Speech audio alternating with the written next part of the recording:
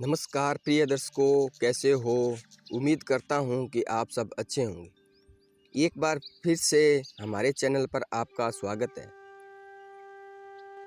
तो प्रिय दर्शकों, आज हम बताएंगे कि रोजाना रामायण पढ़ने के 10 फायदे। ऐसे पढ़ेंगे तो होगा चमत्कार। तो प्रिय दर्शकों, रामायण का पाठ करने का मतलब है आप राम के साथ हैं।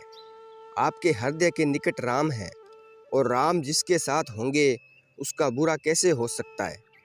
तो आइए जानते हैं रामायण पढ़ने के 10 फायदे। तो प्रिय दर्शकों, रामायण में कुल 7 कांड है, जिनमें बाल कांड, अयोध्या कांड, अरण्य कांड, सुंदर कांड, किष्किंधा कांड, लड़का कांड और उत्तर कांड शामिल है। महर्षि वाल्मीकि द्वारा सर्वप्रथम संस्कृत भाषा में रामायण महाकाव्य जनमानस के लिए रचा गया और बाद में रामायण के मर्म को अधिक लोगों तक पहुंचाने के लिए हिंदी भाषा में गोस्वामी तुलसीदास ने रामचरितमानस रचा। और परिणाम यह है कि आज अधिकांश घरों में रामचरितमानस का पाठ किया जाता है। यदि आप नित्य रामायण का पाठ करते हैं और उनके एक एक श्लोकों को ध्यान से समझते हैं तो आपको इसके अनेक फायदे होंगे, जो कि इस प्रकार है। रामायण पढ़ने के 10 फायदे। पहला नंबर, राम के महान जीवन से परिचित होंगे। रामायण के श्लोकों को सिर्फ जपने की बजाय यदि आप एक श्लोक या चौपाई को ध्यान से पढ़ेंगे तो आप पाएंगे कि श्री राम के जीवन में हमें त्याग, अनुशासन, धैर्य, वीरता का अनूठा उदाहरण देखने को मिलता है। बाल्यकाल से लेकर युवावस्था और फिर आगे भी उनके जीवन में जिस तरह की चुनौतियां आई, जिस तरह उन्होंने सामना किया, वह हमें सिखाता है कि जीवन में परेशानियां सभी को आती है, लेकिन हमें मुश्किल परिस्थितियों में हिम्मत नहीं तोड़नी चाहिए। असत्य के मार्ग पर चलने का क्या परिणाम होता है, वह रामायण को पढ़ने पर पता चलता है। दूसरा नंबर, रामायण जैसी ऊंचाइयां पाने के काबिल बनेंगे। रामायण पढ़ने का दूसरा बड़ा फायदा है कि हमें उनके जीवन से निस्वार्थता सीखने को मिलती है। अपनी इच्छाओं, कामनाओं को पूरा करके जीवन में तमाम तरह के सुख भोगने से कहीं ज़्यादा जरूरी है जीवन में उस कार्य को करना जिससे इस समाज और दुनिया की रक्षा होती हो और उनका भला होता हो। श्री राम चाहते तो पिता के वचन को तोड़ सकते थे और महलों का सुख भोग सकते थे, और जाहिर है आम इंसान की भांति उनके भी मन में सुखों के प्रति मोह और लालच आया होगा। अपनी भावनाओं से कहीं बेहतर उन्होंने इस कार्य को मूल्य दिया जिसे करना आवश्यक था। इस तरह यदि हम झूठ, लालच से अधिक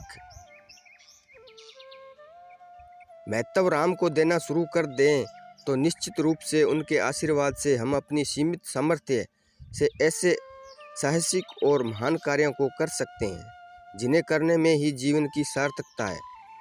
3 नंबर, राम के प्रति फैले अंधविश्वास को समझेंगे। रामायण पढ़ने का तीसरा सबसे बड़ा फायदा यह है कि राम के जीवन को वास्तव में समझ पाएंगे। आप जानेंगे वास्तव में श्री राम का संदेश क्या था। आज हम जिस तरह राम के नाम पर हो हल्ला करते हैं और नाराबाजी करते हैं, जिस तरह दिवाली जैसे पर्व को मनाते हैं, क्या वैसा हमें राम सिखा गए हैं? राम के नाम पर आज जिस तरह अंधविश्वास प्रचलन है, उसी को आज हम भक्ति कहते हैं।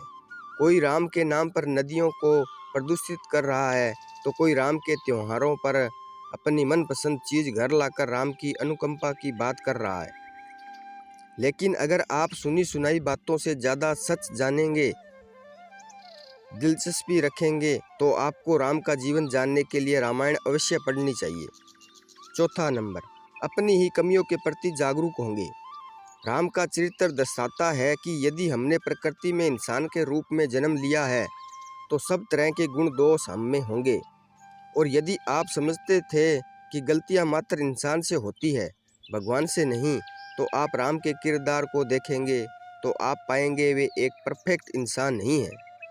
बात चाहे सीता के अपहरण की हो या भाई लक्ष्मण के युद्ध में मूर्छित होने की हो, दुख के समय उनके नैनों से भी आंसू झरझर बहते हैं, जो यह दर्शाता है कि वो सभी गुण जो मानव में होते हैं वो राम के पास भी है।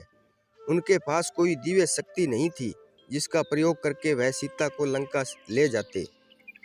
अतः यह समझना जरूरी है कि कमियां, डर से मोह सभी में होता है, लेकिन इसके बाद भी जो इंसान सच्चाई को, राम को चुन लेता है, फिर राम उसके साथ होते हैं।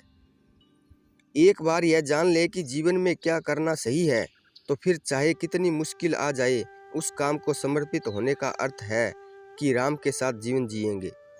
5 नंबर, अच्छी संगति का लाभ। कहते हैं जैसी संगति वैसा फल। तो जाहिर है राम के साथ रहना है तो वे सीधा हमारे सपनों में आएंगे। नहीं तो एकमात्र तरीका राम के साथ रहने का यही है कि हम राम को सुने, उनके बारे में पढ़ें और उनके द्वारा कही गई बातों को जीवन में उतारें। अतः रामायण पढ़ने का एक और बड़ा फायदा यह होता है कि आप राम के करीब आने लगते हैं, और इसी अच्छी संगति का फल यह मिलता है कि आपका मन साफ होने लगता है, आपका मन सही चीज़ों की तरफ जाने लगता है, आपके सोचने का तरीका बदल जाता है। लेकिन यदि रामायण पढ़ ली और जीवन पहले से बेहतर नहीं हुआ, तो समझ लीजिए रामायण को आपने गुना नहीं समझा, नहीं बस शब्द पढ़ लिए। 6 नंबर, राम की महानता पर आधारित ग्रंथ पढ़ेंगे। संत कबीर राम के बड़े भगत थे, जिन्होंने अपना पूरा जीवन ही राम को समर्पित कर दिया। उनके एक दोहे में समय को राम का कुत्ता भी कहते हैं, अर्थात वे अब अपने कहने पर नहीं, राम के कहने पर चलते हैं।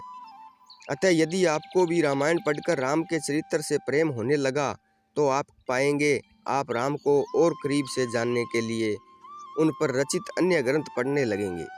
ठीक उसी तरह जैसे आपको कोई इंसान पसंद आए तो आपका मन उसके करीब जाने को करता है, उससे बातें करने में होता है। ठीक इसी तरह रामायण पढ़कर संभव है आप प्रभु श्री राम के गुरु और उनके बीच हुई बातचीत को योगाविष्ट सार के रूप में पढ़ेंगे। 7 नंबर, सर झुकेगा सिर्फ सत्य यानी राम के लिए। कहते हैं जो राम को हो जाए फिर उसे किसी के सामने सर झुकाने की जरूरत नहीं पड़ती, अर्थात जो सच्चाई या आत्मा के बल पर जीता है, उसे कोई लालच दे, कोई डरा दे या कोई उसे आकर्षित करे, उसे कोई फर्क नहीं पड़ता। क्योंकि आम इंसान अपनी निजी इच्छाओं के खातिर जीता है, और कोई उसकी छोटी भी इच्छा पूरी करने में मदद करे तो वह झट से उसके सामने झुक जाता है, पर अपनी इच्छाओं के खातिर नहीं बल्कि राम के लिए जीवन जी रहा है। उसके दुख सुख सब राम के हाथों सौंप दिए जाते हैं। 8 नंबर, जीवन का लक्ष्य आयासी नहीं आनंद होता है। वह व्यक्ति जो राम के प्रेम में है, जिसने सच्चाई को अपना लक्ष्य बनाया हुआ है, वह अपने लिए नहीं जी रहा बल्कि किसी ऐसे मिशन के खातिर जी रहा है जिससे इस देश, समाज और दुनिया का कल्याण होता है। अब ऐसा इंसान सुख की परवाह या दुख से चिंतित नहीं होगा, क्योंकि पता है अब तो जीवन सच्चाई को समर्पित कर दिया, तो अब भला उससे कैसे पीछे हटा जाए।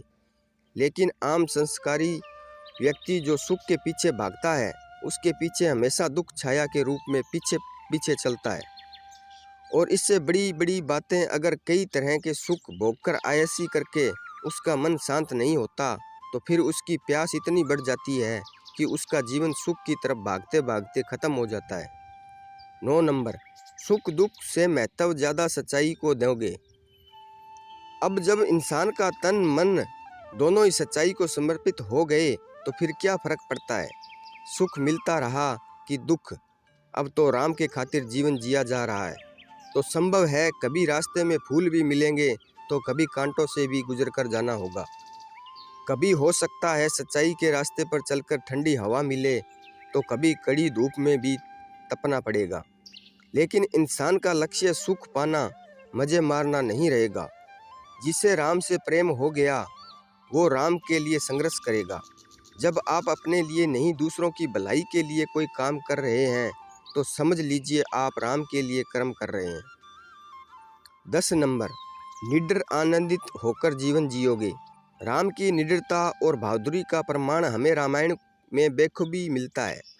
भयंकर राक्षसों के सामने तनिक भी विचलित न होकर डटकर उन्हें पराजित करने वाले श्री राम के जीवन की संपूर्ण गाथा हमें सिखाती है कि अपने लिए नहीं, सच्चाई के खातिर जीवन जीने का इनाम यह मिलता है कि आप में प्रेम इतनी शक्ति देता है कि आप में बड़ी से बड़ी ताकत के विरुद्ध लड़ने की शक्ति आ जाती है। इसलिए फिर कहा गया है कि राम भरोसे जो जीता है उसे न कुछ पाने की चिंता होती है और न खोने का डर सताता है। इसीलिए रामायण पढ़ने का एक और बड़ा लाभ पाठकों को मिलता है। तो प्रिय दर्शकों, रामायण पढ़ने के यह फायदे आपको मिलते हैं, लेकिन एक बात ज्ञात रहे कि रामायण के संस्कृत श्लोक यानी रामचरितमानस की चौपाइयों का अध्ययन करने के दौरान किसी तरह की समस्या आती है तो आप पहले उसे समझ लें, अन्यथा उस शब्द का अर्थ ज्ञात हुए बिना आप आगे बढ़ेंगे तो आप जो बात कही जा रही है उससे चूक जाएंगे। तो प्रिय दर्शकों, ये थी आज की वीडियो। उम्मीद करता हूँ कि आपको पसंद आई होगी। तो मिलते हैं अगली वीडियो में, तब तक अपना ख्याल रखना। जय श्री कृष्णा। धन्यवाद।